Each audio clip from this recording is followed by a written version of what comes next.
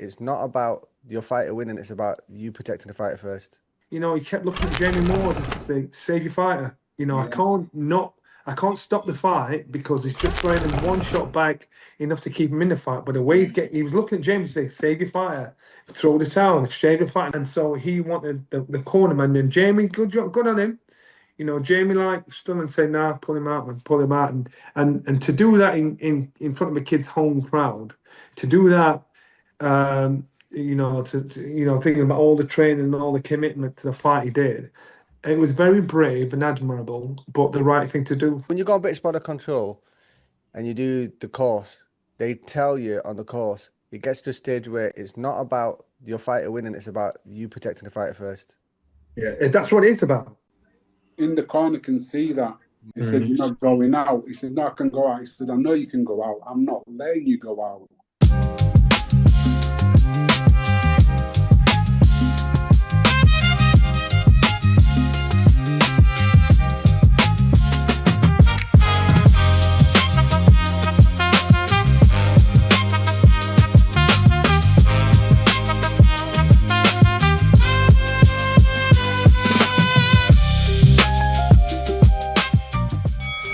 For fighting around the collaboration with Boxing News Straight Talk episode 2 with Johnny Nelson. Listen, let's jump straight to Dave Allen. Yeah, Dave Allen in Doncaster. It was a rainy night in Georgia. It was a rainy night in Doncaster, but the fans still turned out. And Dave, when he walked down the ramp, he had a smile on his face. He looked around and thought, "You're not here for me." And I thought, if you're ever talking about dreams coming true for people, we all want to win a world title or a British title or some kind of title. I think that there was Dave's moment to look around to think, you know what, I lost my last fight. I'm in here with a big fight now, and you still turned out for me. So he is one of the few fighters that has that appeal with the fan base, and unfortunately, it just wasn't good enough. Unfortunately, he was getting hit. It wasn't just about him losing; it was about him getting beaten up. And it wasn't even just about him getting beaten up. It was the fashion.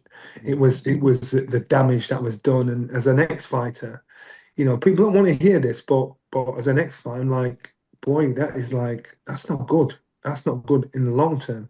But yeah, suppose as you're when you're actually fighting, you're willing to do a deal with the devil, to say, I don't care what happens today, pay the price tomorrow. And the way Dave's fighting, I thought, Dave, you've done a deal, man.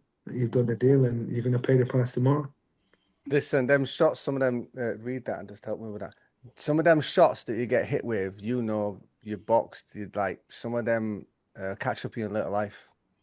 Yeah, they do, and that's what I'm saying. In our sport, what happens is when you're in the sport itself, we self-medicate. It helps with depression. It helps with with motor skills. It helps with hand-foot-eye coordination. It's when you stop, then it catches up on you. I should say everything slows down. You've got to then pay the piper.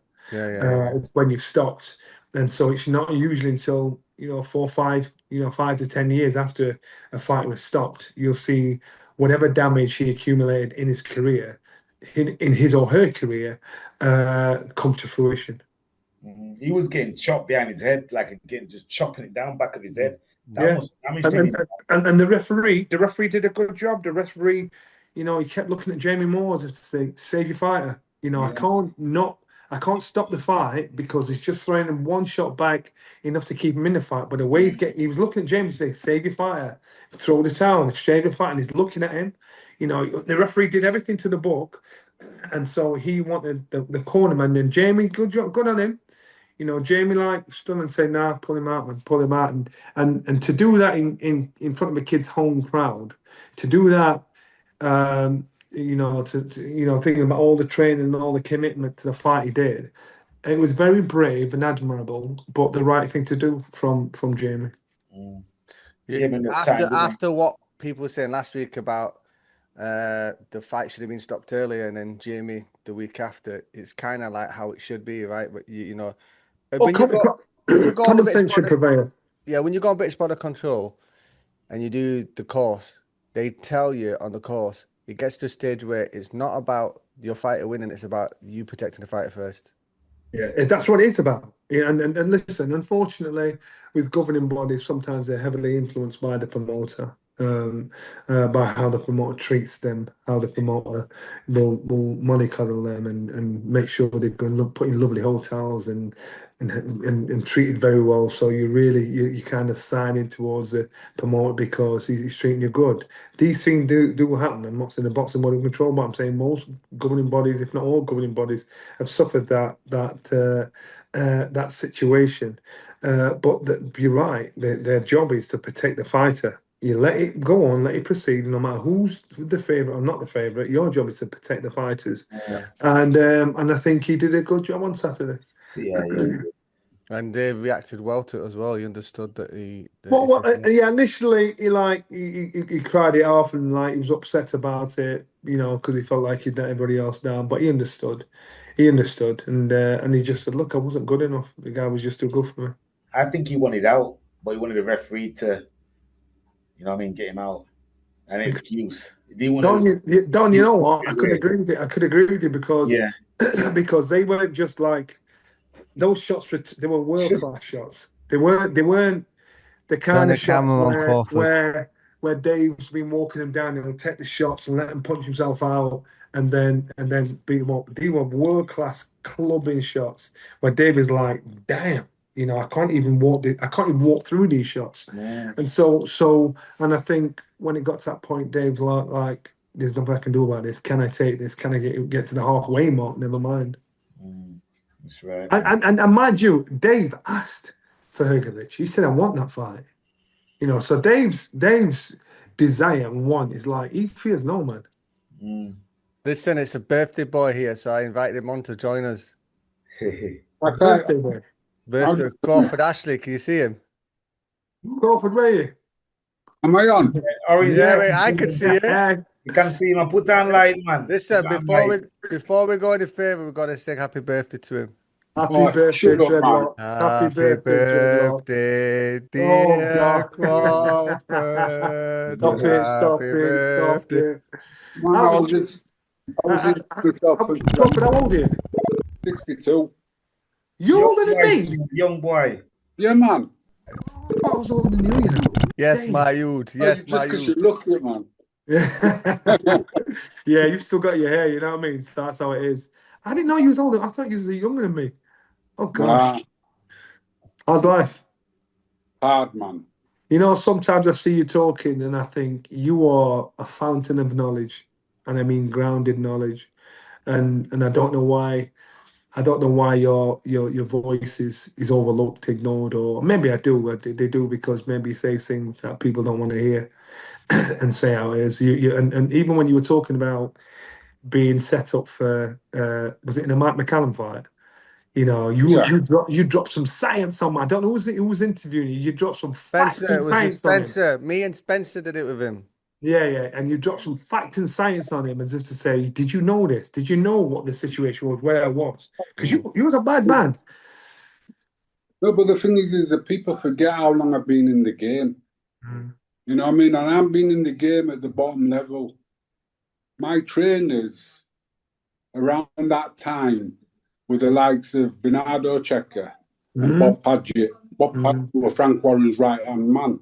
Because I know Frank got £1 million to make Naz a world champion from the King of Yemen. Wow. Did you know that? I didn't know that. I mean, I found. I don't think Naz knows that. Bob told me that. Wow. But the thing is, he's very good at making kings and putting them in the position.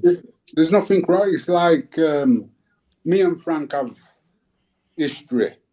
But the one thing I can say, he introduced me to Bob Padgett, and I'm so glad about that, man. Have you got what if any? What are your? Give me a most regrettable decision in boxing. Regrettable decision. Signing with Frank. The reason why I asked that question it is, doesn't it? No, but the reason why I asked that question is because you've got some fights that stay with the trainer when they shouldn't stay with the trainer. You've got some fights that show some blind loyalty for no reason to either a trainer, a manager, or a promoter. Yeah, That's why. okay, right. I'm a very loyal person. I went to Barney Eastwood's and I got a fight against Graziano Rodriguini at 6 days' notice. Mm. The man gave me $6,000. I got picked up at the airport from the promoter. First time I've ever been picked up from the airport. And he said he'd have had to cancel the show if I never took the fight. Because nobody else wanted it. And I took the fight, won the fight, didn't get the decision. Next time I've got, I go to Italy to fight, not Joe Salvangli, can't remember his name, but I went to Italy and I got a draw. And this is why I left Eastwood, because he promised me, he said, I'm going to have to bid big on it for purse bids, but I can't give you the share, but I'll give you 10 grand and I'll put on in Leeds. I went, yeah, man, I'd have fought in Leeds for no. I said, yeah, no problem.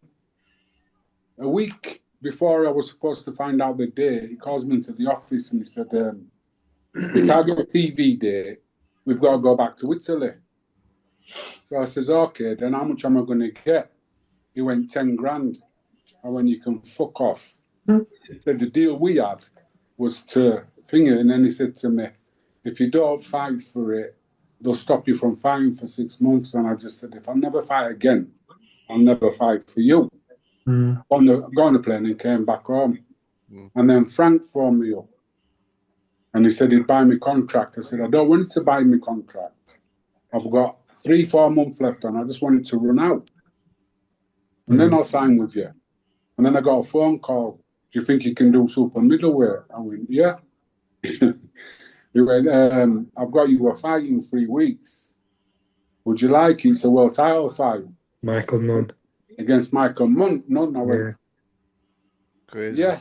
Oh, wait a minute. I haven't got a trainer. I went, no, don't worry about it. I'll sort it all out. Anyway, to cut a long story short, I got offered 3 trainers. Jimmy Tibbs, Bob Paget, and somebody else.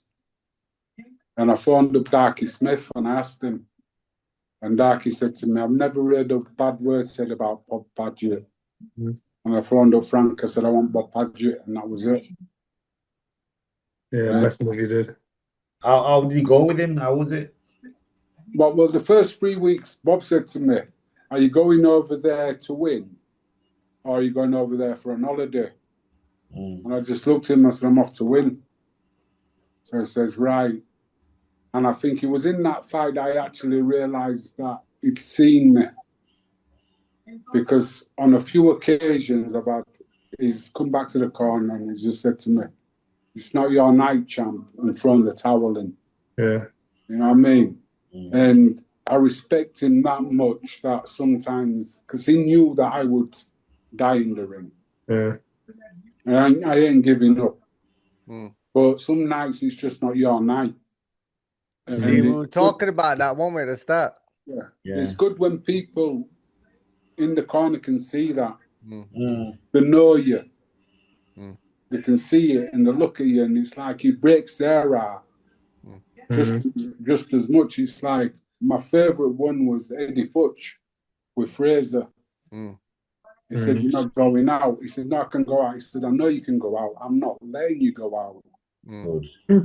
That's what you need in your corner. You need people to protect you and look after you because like what's your take on saying that? What's your take on the Wardley fight? Do you think his corner should have made the decision?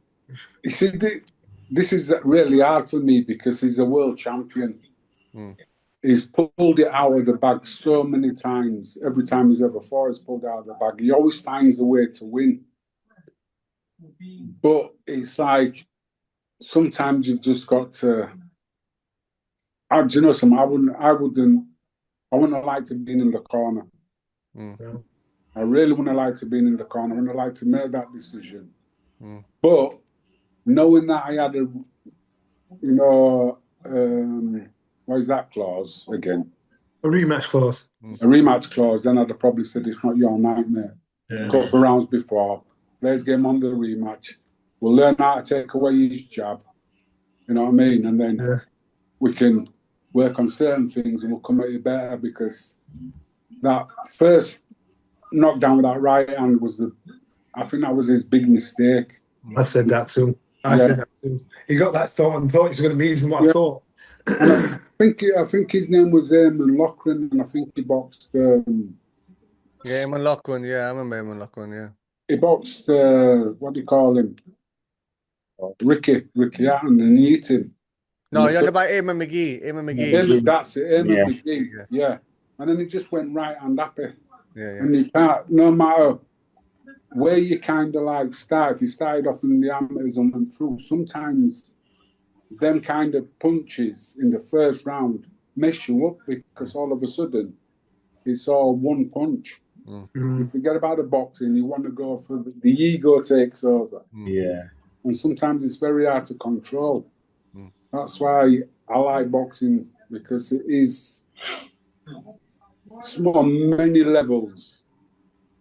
Control the emotion, control the ego, control the pain. You've got to control everything. You know what I mean? And that's one of them things why I like certain people who are champions who get me respect, and then there's other champions who are great in the ring, don't get me respect because of how they behave outside the ring. Well, there's very few world champions that are out there that really believe they're the best in the world. You have to believe you're the best in the world. Yeah, that's what. But there's very few that are out there. You look at Daniel. No, Daniel Dubois. Does he think he's the best heavyweight in the world? Do you know something? Did Wardley? You know. Do you know something? I listened to Daniel and I really felt sorry for him. He said, "I'm living my dad's life now." Yeah. Yeah, and that kind, I'm really happy. I'm living my dad's life now. And that kind of like really hit me hard. It's like not doing it for himself, isn't it? It's just it makes a lot of sense, because sometimes he don't look like he wants to be there. He don't want to look, he wants to box. And I've had fathers bring the kids to me to teach them to box, and the kid don't want to box. And I'll say, I don't train them. He goes, why not? I said, because to me that's child abuse. The kid does not want to box. Don't bring him to a boxing gym. He's toughening him up. No, man, that's wrong. True. Crawford, Johnny has to get up at 5 a.m, so we haven't got too much longer. But before we go, I want you to tell Johnny two things before we check out. The first thing, tell him about your son, and then tell Johnny about what you've been going through the last year. Do you know something? That's difficult. My son's very good. He just twisted his ankle in the last one. So his ankle. How old is he? Oh, don't do things like that to me, man. Say 22. Something like that. 22, 23, 24. No, man, it's not funny. Nah, I never remember dates. It's mad. I'm like that. I remembered your birthday though, Crawford. I remembered your birthday. Yeah, I remember his birthday, but I don't know what year he was born in. Man, I've had some great. I'm like, hey, listen, I had to tattoo my kids on my chest to remember it, and I tried to see what I've written. I always wondered why they did that. Now I know. Remember, it's mad. So now it's. He's gonna go pro though. Tell me about the last year. What's been going on this last year? I've got an house which I got help. We're getting money from Boxers in Need with him. Oh, that's good. I've been kind of like, I don't know. I had a kind of like a bit of a breakdown. My mind just went, and I was being on the edge, and things happen and things change, and like now I've got this place, and I think I should be over the moon, but I'm not. There's certain things that are just bugging me. Like And what? Right. What is it? What is it, Crawford? Eh? What Like is it? what? What's bugging you? Why are you not happy? No, you see that's wrong. I am happy. Okay. I'm not. I'm not. Oh man, Are you overwhelmed? no, I'm underwhelmed. Okay. Underworld. I've got so many things I want to do, Mm. and all I do is just sit and do absolutely nothing. Right. What's stopping you? I don't know where to start. All right. Wait, you've Write got it to down. you've got to identify what truly makes you happy. So I we all know want to what- I know- do we all want to do many things. No, I know what makes me happy. Huh? I know what makes me happy. What's that? Doing nothing. If doing nothing, mate. But you know what? You've got a good brain. You've got a good mind. But now I've got an absolutely brilliant brain. I've got an idea about boxing because I think the state of boxing at the moment is two-tiered. Yeah. The top is brilliant, but where's the next generation coming from? Put it down on paper. Eh? Put it down on voice note. Put it down on paper. I've got it Talk it all. out. He's got got it an all- idea, actually. Tell me about his idea. I've got it all. It's been going around in my head for years, man. And then when Theo came through, and I'm trying to get him to turn, and they said, "Can they sell tickets?" I went, "No, he's always in the gym." Then they went, "Oh well, he'll have to lose. He'll have to go on the road." I went, "He'll go on the road, but we ain't losing." Oh no, well they won't want him. I went, Yeah, "This is boxing's mad, isn't it? Stupid. fucking the state of boxing." So I had an idea. I want to do promotions called the undercard, just four round fights. Kids don't have to sell tickets. We get a venue. How would you get the money for that? Yeah? How would you get the money for that? Sponsorship. No. It's simple. I do it through what's that thing called now? You know when you Crowdfunding. no, do you know when you got the internet live feed? Oh yeah. All Yeah, yeah. right. But I do the live feed. Listen, I do the live feed for £1, and then I expect the people who are getting the live feed pay a £5, and then they pay the next £4 to the fighters that they think should deserve it. Mm-hmm. So you can pick and choose. So if you've got like 20,000 people watching it, and you know that on that day, I'm going to give fight number one, because I thought it were a brilliant fight, I'm going to give them £2. Mm-hmm. So all of a sudden, you're fighting for small money, but now you've got 20 grand. Yeah. Because 20,000 people have watched you. Thought, I'm going to give him £1. I'm going to buy him a cup of coffee because that was a great fight. Back in the day, just before we came on the scene, Johnny, we call Nobbins. Mm-hmm. Yeah, Nobbins, that's right. You know what I mean? Remember that training Nobby Knobs? Yeah, but it is you have a good fight, the crowd talk about you and they throw money into the ring. Yeah. But now if it's on live stream, if it's a good fight, Good idea, that. I've got great ideas, mate. Don't worry, Crawford. I've got a couple of people I can connect you to. I've already been But thinking. that's it. It's just finding the connections, and like I said, I'm not one of these people who Good come idea. forward. Yeah. I've got that thing there. I want to go massive with it. Yeah. Because it helps boxers. What do boxers want to do, Johnny? I Fight. just want to fight.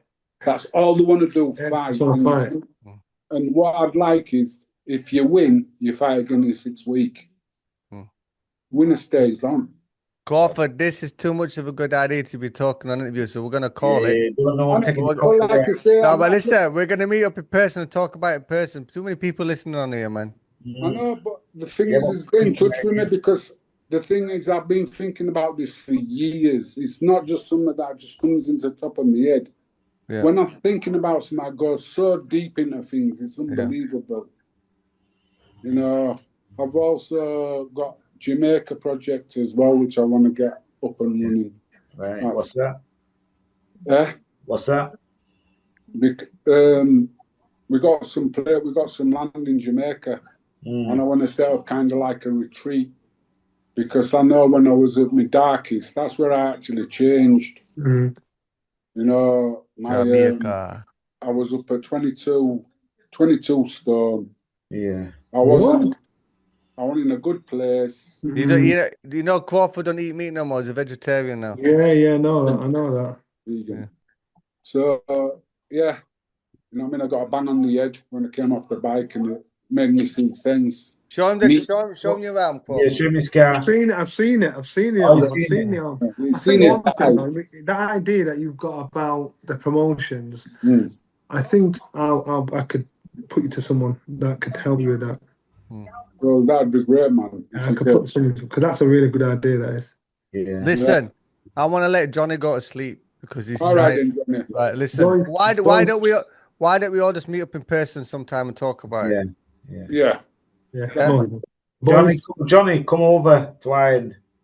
Yeah, come on, Please, come happen to to Ireland, come to Ireland. Ireland, come to Ireland. Ireland, yeah. Yeah, But- come to boys, Ireland. We're Go all in see Leeds. Crawford. Listen, we're gonna check out, guys. If you're vibing, Start subscribing. Yeah, Boom, boom, yeah. boom, boom. Yeah. 13th. 13th and the final round. 13th and final round. 18th final round. Hit the comment. Hit that subscribe button. Hit that subscription button.